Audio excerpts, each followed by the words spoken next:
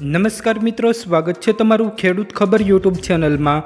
આ વિડીયોમાં આપણે આજના તાજા અને અગત્યના સમાચાર મેળવીશું। આ ઉપરાંત વરસાદને લઈને મોટી આગાહી કરવામાં આવી છે, તે અંગે પણ સમાચાર મેળવીશું। તો વિડીયોમાં આગળ વધીએ તે પહેલાં તમે અમારી ચેનલમાં નવા છો તો ચેનલને નીચે દર્શાવેલું લાલ કલરનું સબસ્ક્રાઇબ બટન દબાવી ચેનલને જરૂર સબસ્ક્રાઇબ કરી લેજો। તો ચાલો મિત્રો, આજના સૌપ્રથમ મુખ્ય સમાચાર જોઈએ। ગુજરાતમાં વરસાદની આગાહી।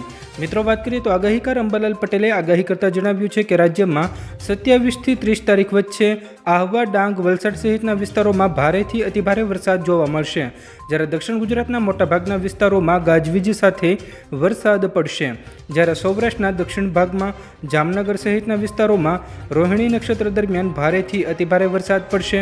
ખાસ કરીને મિત્રો વાત કરીએ તો 14 જૂન વચ્ચે અરબ સાગરમાં હલચલ જોવા મળશે અને 14 જૂનની આસપાસ અરબ સાગરમાં પણ ચક્રવાત ઊભું થાય તેવી શક્યતા રહેલી છે। જો અરબ સાગરમાં ચક્રવાત આવશે તો તેની સીધી અસર ગુજરાતમાં જોવા મળશે। ત્યારબાદના મહત્વના સમાચાર તરફ આગળ વધીએ। રાહુલ ગાંધીની મોટી જાહેરાત। મિત્રો, વાત કરીએ તો કોંગ્રેસ નેતા રાહુલ ગાંધીએ ફરીથી મહિલાઓના ખાતામાં નાણાં આપવાનો વાયદો કર્યો છે।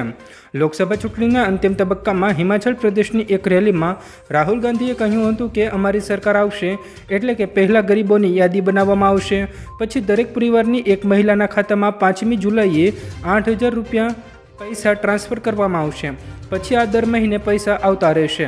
આમ મિત્રો, વાત કરીએ તો રાહુલ ગાંધીએ મહિલાઓને સહાય આપવાની જાહેરાત કરી છે। ત્યારબાદના મહત્વના સમાચાર તરફ આગળ વધીએ તો કચ્છમાં ભૂકંપના આંચકાઓ આવ્યા। મિત્રો, વાત કરીએ તો ગઈકાલે સવારે કચ્છમાં ભૂકંપના આંચકાઓ અનુભવાયા હતા। સવારે 8 વાગ્યા પછી કચ્છની ધરા ધ્રુજી હતી। ભૂકંપની તીવ્રતા 3.7ની નોંધવામાં આવી હતી। ભૂકંપનું કેન્દ્રબિંદુ રાપરથી 18 કિલોમીટર દૂર નોંધાયું હતું। મિત્રો, વાત કરીએ તો અવારનવાર ભૂકંપના આંચકાઓ અનુભવાતા હોય છે, જો કે આ વખતે ભૂકંપના આંચકા આવ્યા હતા ત્યારે કોઈપણ પ્રકારની જાનહાનિના સમાચાર મળ્યા નથી। ત્યારબાદના મહત્વના સમાચાર તરફ આગળ વધીએ તો શ્રમિકો માટે રાજ્ય સરકારનો મોટો નિર્ણય। મિત્રો, વાત કરીએ તો તરફ ગરમીના હાહાકાર વચ્ચે ગુજરાત સરકારે શ્રમિકોને લઈને એક મહત્વપૂર્ણ નિર્ણય લીધો છે, જે પ્રમાણે બિલ્ડરો, કોન્ટ્રાક્ટરો કે અન્ય વ્યક્તિઓ કે શ્રમિકો પાસે કામ કરાવે છે તેમને બપોરે 1 થી સાંજના 4 વાગ્યા સુધી તેમને વિશ્રામ આપવો પડશે। જ્યાં સુધી સૂર્યપ્રકાશ આવતો રહેશે ત્યાં આ સમય દરમિયાન કામ નહીં કરાવી શકાય। જો શ્રમિકો પાસે બપોરના સમયે કામ કરાવવામાં આવે તો તેઓ 15-73 નંબર ઉપર ફરિયાદ કરી શકે છે અને જરૂરી સહાય મેળવી શકે છે। ત્યારબાદના મહત્વના સમાચાર તરફ આગળ વધીએ તો મોરારી બાપુ દ્વારા રાજકોટની ઘટનાને લઈને સંવેદના વ્યક્ત કરવામાં આવી।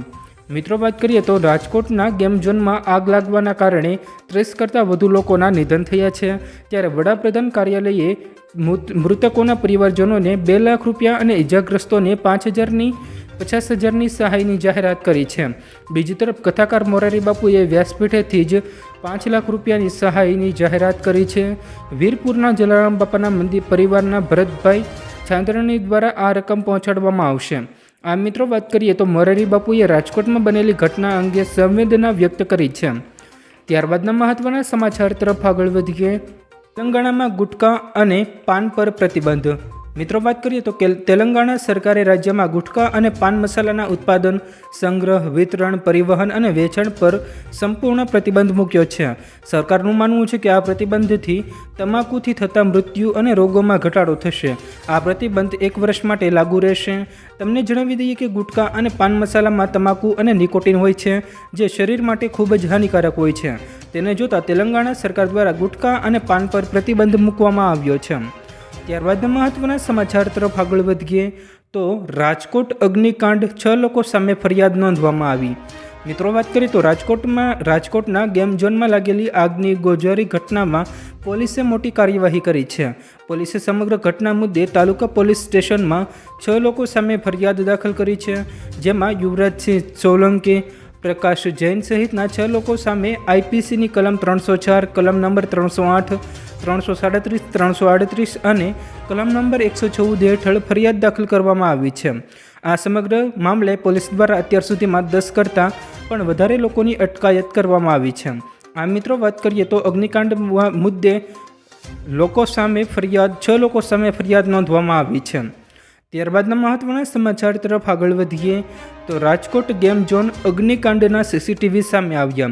મિત્રો, વાત કરીએ તો રાજકોટમાં બનેલી ગોઝારી ઘટનામાં 30 કરતાં વધુ નિર્દોષોએ જીવ ગુમાવ્યો હતો, જેમાં ઘટનાના સીસીટીવી દ્રશ્યો સામે આવ્યા છે.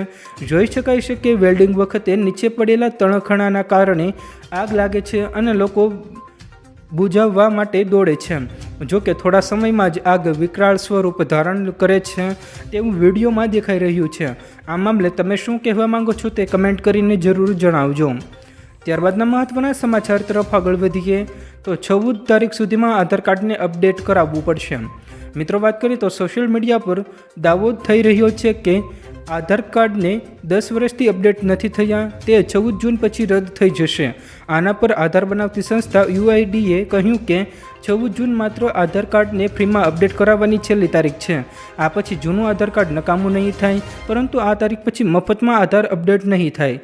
આવામાં ઓનલાઈન અથવા તો નજીકના આધાર કેન્દ્ર પર જઈને તમે ફ્રીમાં આધાર કાર્ડ અપડેટ કરાવી શકો છો.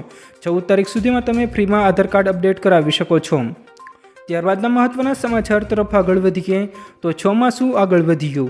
મિત્રો, વાત કરીએ તો દક્ષિણ પશ્ચિમ ચોમાસું 26 તારીખના રોજ દક્ષિણ પશ્ચિમ બંગાળની ખાડી, મધ્ય બંગાળની ખાડી અને ઉત્તર પૂર્વીય બંગાળની ખાડીના કેટલાક ભાગોમાં વધુ આગળ વધ્યું છે.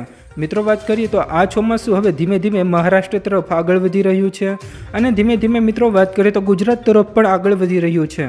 વાવાઝોડાને કારણે કેટલાક વિસ્તારોમાં તેની અસર પણ જોવા મળી રહ્યું છે અને વાવાઝોડાને કારણે ચોમાસું પણ તેની ઝડપે આગળ વધી રહ્યું છે. તેને જોતાં ગુજરાતમાં સમયસર ચોમાસું શરૂ થાય તેવી જાણકારી મળી રહી છે. જો સમયસર ચોમાસું વહેલું શરૂ નહીં થાય તો ચોમાસું 3 દિવસ આગળ શરૂ થાય તેવી પણ જાણકારી હાલમાં મળી રહી છે. આમ મિત્રો, વાત કરીએ તો ચોમાસું 3 દિવસ અગાઉ શરૂ થશે તો ખેડૂતો અને સામાન્ય લોકોને વધારે રાહત મળશે. ખાસ કરીને મિત્રો વાત કરીએ તો ગુજરાતમાં દક્ષિણ ગુજરાતથી ચોમાસાની શરૂઆત થતી હોય છે. દક્ષિણ ગુજરાતમાં ડાંગમાં સૌપ્રથમ અને આહવામાં સૌપ્રથમ વરસાદ પડતો હોય છે, ત્યારે ગુજરાતમાં વરસાદની શરૂઆત ગણાય છે. દક્ષિણ ગુજરાતના સુરત, નવસારી, ડાંગ, વલસાડ તેમજ તેની આજુબાજુના તમામ વિસ્તારોમાં ભારેથી અતિભારે વરસાદ પડશે. આ સાથે મિત્રો વાત કરીએ તો હવે પ્રી મોન્સૂન એક્ટિવિટીની પણ શરૂઆત થશે. ખાસ કરીને મિત્રો વાત કરીએ તો આગામી દિવસોમાં સૌરાષ્ટ્રના મોટાભાગના જિલ્લામાં પણ ભારેથી અતિભારે વરસાદ પડશે. સૌરાષ્ટ્રના ભાવનગર, અમરેલી, ગીર સોમનાથ, જૂનાગઢ, પોરબંદર અને દેવભૂમિ દ્વારકા સહિતના વિસ્તારોમાં આગામી સમયમાં ભારેથી અતિભારે વરસાદ પડશે તેવી આગાહી હાલમાં હવામાન વિભાગે કરી છે. આમ મિત્રો વાત કરીએ તો ચોમાસું તેની ઝડપે આગળ વધી રહ્યું છે. તો મિત્રો, આ હતા આજના તમામ મુખ્ય સમાચાર. જો મિત્રો તમને અમારો આ વિડીયો પસંદ આવ્યો હોય તો વિડીયોને લાઈક કરો, તમારા મિત્રો સાથે શેર કરો અને અમારી ચેનલને હજુ સુધી સબસ્ક્રાઈબ ન કરી હોય તો ચેનલને જરૂર સબસ્ક્રાઈબ કરી લેજો, જેથી તમને અમારા રોજના તાજા અને અગત્યના સમાચાર સૌપ્રથમ મળી શકે.